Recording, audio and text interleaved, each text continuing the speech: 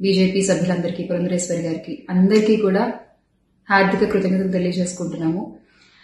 అలాగే వైసీపీ గెలుపు కోసం కష్టపడ్డ ప్రతి కార్యకర్తకి, ప్రతి ఒక్కళ్ళకి, వైసీపీ కుటుంబం మొత్తానికి కూడా పేరు పేరున ధన్యవాదాలు.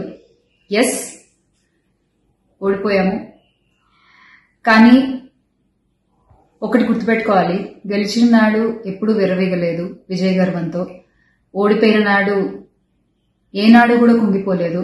అలాగే ఈసారి కూడా మన జగన్మోహన్ రెడ్డి గారు మరింత బలాన్ని పుంజుకుని మళ్ళీ ఖచ్చితంగా మీ అందరి సపోర్ట్తో మనందరం కలిసి జగనన్నతో నడిస్తే ఖచ్చితంగా మళ్ళీ ఒక మంచి ప్రభుత్వంగా మనం ఏర్పాటవుతాము.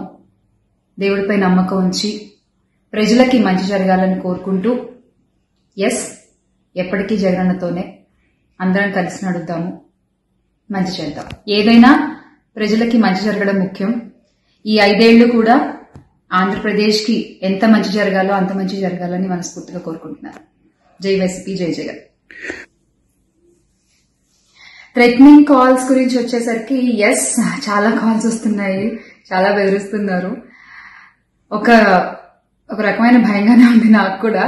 కానీ ఏంటంటే ఒకటే చెప్పాలండి, నేను మీకు ఒకటి నచ్చుతుంది, నాకు ఒకటి నచ్చుతుంది, అలా అని చెప్పి మీకు నచ్చింది నాకు నచ్చిందని చెప్పి మీరు బతకడానికి వీల్లేదు అంటే ఇది చాలా అన్యాయం అన్న, చాలా అన్యాయం.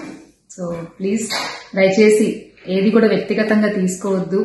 నేను వ్యక్తిగతంగా ఎవరిపైన విమర్శలు చేయలేదు, చెయ్యను కూడా. ఎప్పటికీ నాకు చాలా గౌరవం ఎవరన్నా కూడా.